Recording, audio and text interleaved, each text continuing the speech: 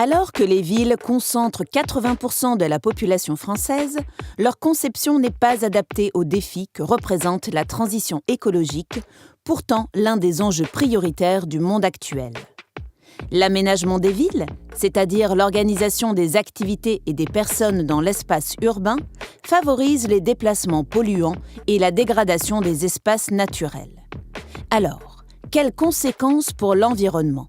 Et comment concevoir une ville plus durable ? Réponse avec Marc Dumont, urbaniste à l'Université de Lille et titulaire de la chaire Métroforum.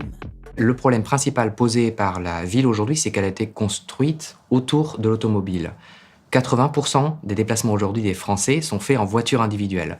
Et par ailleurs, 88% des transports de marchandises, des biens de consommation que nous consommons sont transportés en voiture ou en camion. Donc ça pose deux problèmes. D'abord un problème de qualité de l'air et par ailleurs un problème d'artificialisation des sols. Le ministère des Transports nous indiquait qu'en 2024, 32% des gaz à effet de serre étaient générés par les transports. Pour la moitié, la voiture individuelle, et pour l'autre moitié, la logistique. Le deuxième problème posé par le développement des villes autour de l'automobile, c'est l'artificialisation, et même plus encore que l'artificialisation, l'imperméabilisation des sols. Imperméabiliser un sol, c'est le recouvrir par des matériaux imperméables, souvent du bitume ou du béton. Et en France, comme dans d'autres pays, ce phénomène a été accéléré par deux facteurs. La création de routes et surtout la construction de lotissements. Plus précisément, des initiatives politiques ont, depuis la fin des années 60, incité les personnes à devenir propriétaires de pavillons et à s'installer loin des villes, tout en continuant à y travailler. Les trajets quotidiens en voiture se sont donc multipliés, et pour loger tout ce beau monde, il a fallu construire des lotissements sur d'anciennes terres agricoles. En bref, plus de routes et de maisons, moins de champs. Cette artificialisation, elle a plusieurs impacts. Elle produit d'abord une réduction de la biodiversité, le nombre d'espèces que l'on peut trouver. Elle produit aussi une perturbation du cycle de l'eau qui peut moins s'infiltrer là où la pluie tombe, mais qui part parfois plus loin. Et donc ça peut produire des éboulements, des risques, des glissements de terrain. Et enfin, elle réduit la part de nature présente dans la ville. Or, la végétation a un rôle majeur, notamment dans les pics de chaleur, les canicules, pour réduire les effets de cette augmentation de la température et jouer un rôle de climatiseur urbain. Et donc l'artificialisation a un impact qui est de contribuer au développement de ce qu'on appelle les îlots de chaleur urbains en ville. Pour réduire l'empreinte écologique des villes, il faut donc arrêter d'imperméabiliser les sols et sortir du tout voiture. Mais à l'heure actuelle, seule une minorité de personnes peut répondre à tous ces besoins sans recourir à l'automobile. Comment est-on devenu si dépendant ? Dans les années 60, le pétrole bon marché rend la voiture accessible au plus grand nombre. Son succès ne se fait pas attendre. Elle permet d'aller plus vite et surtout de s'installer loin des villes, très peuplées et très chères. Face à cet essor, le territoire s'organise autour de l'usage automobile. Puisque l'on va partout en un coup de volant, plus besoin de rassembler toutes les activités au même endroit. Alors nos espaces de vie s'éloignent et on les relie par des routes. En parallèle, par souci d'efficacité, les villes appliquent une politique dite de zonage. Au lieu de mélanger les espaces de vie, chaque zone se voit attribuer une fonction précise. Des lotissements pour vivre, des quartiers d'affaires pour travailler, des zones industrielles pour produire et des centres commerciaux pour consommer. Et s'il est facile de relier ces zones en voiture, le modèle n'est pas adapté aux autres moyens de transport. Résultat, l'automobile devient indispensable. Dans ce contexte, comment rendre les villes plus durables ? Pour réduire leur empreinte écologique, les villes agissent dans deux grands domaines. Le domaine de la mobilité, d'abord, et de la lutte contre les gaz à effet de serre, les émissions de gaz à effet de serre et la lutte contre la pollution. Il y a une première manière d'agir qui est d'inciter davantage les gens à prendre leur vélo plutôt que leur voiture. Et donc, on va développer des pistes cyclables, par exemple. On va aussi essayer d'utiliser moins les camions pour livrer en ville en développant ce qu'on va appeler la cyclogistique, où on va livrer en vélo. On va aussi pouvoir inciter davantage à prendre les transports en commun, par exemple avec des politiques de gratuité des transports en commun pour les jeunes. Le deuxième moyen de lutter contre l'artificialisation cette fois, c'est de ne plus construire sur de nouveaux terrains, mais davantage de reconstruire sur l'existant. Et donc on va démolir et reconstruire sur un site dans lequel il y a par exemple une ancienne friche industrielle, un ancien bâtiment qui n'est plus utilisé, ce qu'on appelle refaire la ville sur elle-même. Mais le problème de ces mesures, c'est qu'elles ne sont pas suffisantes. D'abord, dans le domaine de la mobilité, elles favorisent surtout les habitants qui vivent en ville, mais parfois elles pénalisent assez souvent les personnes qui habitent à distance, en périphérie, plus loin, qui sont dépendantes de l'automobile et qui sont obligées de prendre leur voiture pour venir en ville et qui parfois même ne pourront plus accéder au centre-ville, comme c'est le cas par exemple avec les zones de trafic limité.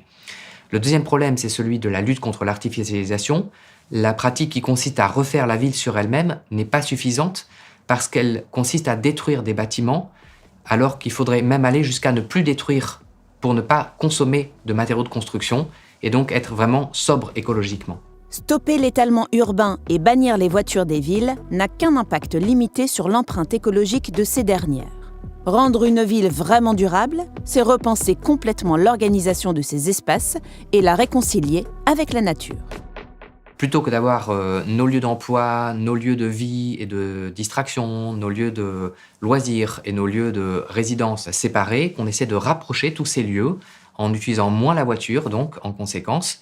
Et donc ça, c'est ce qu'on appelle aussi, si on arrive à y accéder à pied, la ville du quart d'heure. Une ville finalement où on peut accéder à peu près à tout ce dont on a besoin à un quart d'heure ou 20 minutes de marche à pied, parce que ça, on peut le faire et ça fait du bien par ailleurs quotidiennement. Alors une autre mesure, c'est d'agir aussi sur le fait que la ville reste encore très dépendante de l'extérieur, notamment en termes d'approvisionnement, de biens de consommation, d'alimentation, et donc tout le transport logistique qui est impliqué par la vie urbaine, le fait qu'on ne produit pas en ville. Donc il y a aussi tout ce qu'on va faire aujourd'hui autour des circuits courts. On va essayer de réapprovisionner les villes par les espaces agricoles qui sont situés à proximité. C'est ce qu'on fait par exemple à Paris, lorsque la ville de Paris va travailler avec des agriculteurs qui vivent en périphérie, qui produisent en périphérie, et qui va approvisionner en lentilles les cantines scolaires de la ville de Paris. Une autre option, c'est aussi de réintroduire de la production alimentaire agricole en ville, ce qu'on appelle l'agriculture urbaine. Et là, vous allez avoir des anciens terrains de friches, par exemple, qu'on va dépolluer et qu'on va mettre à disposition de projets d'agriculture urbaine qui vont avoir un impact à de multiples niveaux. D'abord, c'est générateur de liens sociaux. Ça permet de lutter aussi contre les effets des canicules. Et puis, ça permet aussi de s'approvisionner directement sur place avec des circuits qu'on pourrait appeler des circuits ultra courts. Partout en France, des projets voient le jour pour engager les villes dans la transition écologique. À Hellemmes, par exemple, commune associée de Lille, la mairie a fait appel au Saprofite, un collectif engagé d'architectes et de paysagistes pour transformer le quartier de l'Épine. L'idée ? Cultiver des plantes comestibles dans les espaces verts pour le rendre plus attractif et plus écologique. Le quartier de l'Épine, c'est un quartier qui a été construit dans les années 70 en marge de la ville d'Hellemmes, de l'autre côté des voies ferrées. Il est très excentré, les gens qui vivent là sont très isolés. Si on n'a pas de voiture, on a du mal à se déplacer.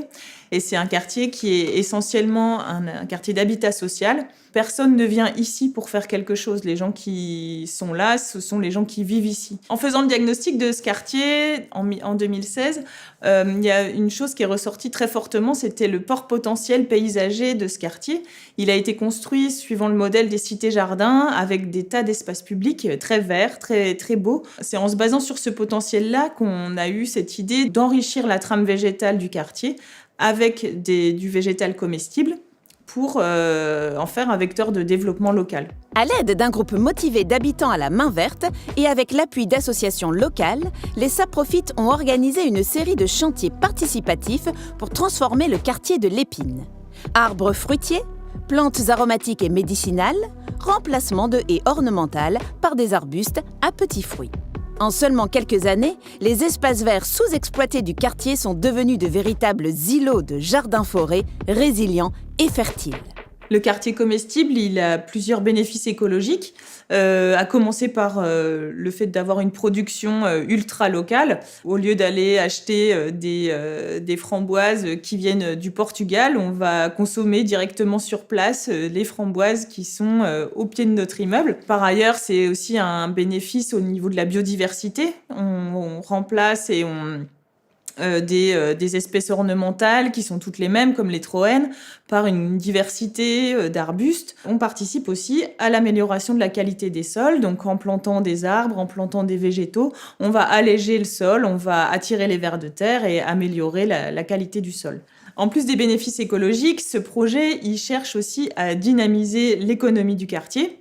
L'exemple le plus important, c'est la création d'un emploi en insertion pour une femme du quartier qui travaille donc depuis 2 ans à l'entretien du quartier comestible. Projetez-vous un instant. Des quartiers vivants avec des espaces verts et des produits locaux, un air pur, la fin des embouteillages. Habiter la ville écologique, c'est tentant. Mais pour que tout le monde en profite, et surtout l'environnement, il faut viser plus haut que les projets de quartier et amorcer un changement de grande ampleur sur l'ensemble du territoire. Pour réussir cette nécessaire transition écologique des villes, tout le monde doit se mobiliser. Les collectivités, les politiques, les entreprises, les associations et même les habitants. Et puis, il va falloir qu'on soit créatif. Qu'on réinvente aussi nos métiers d'urbanistes, d'architectes, d'ingénieurs, parce qu'on ne sait pas encore comment faire vraiment la ville demain. En tout cas, il va falloir qu'on la fasse différemment d'aujourd'hui. Globalement, je pense que les problèmes, on les connaît bien aujourd'hui. Les solutions aussi, on les connaît bien. Mais ce qui nous reste à faire, c'est maintenant de passer à l'action.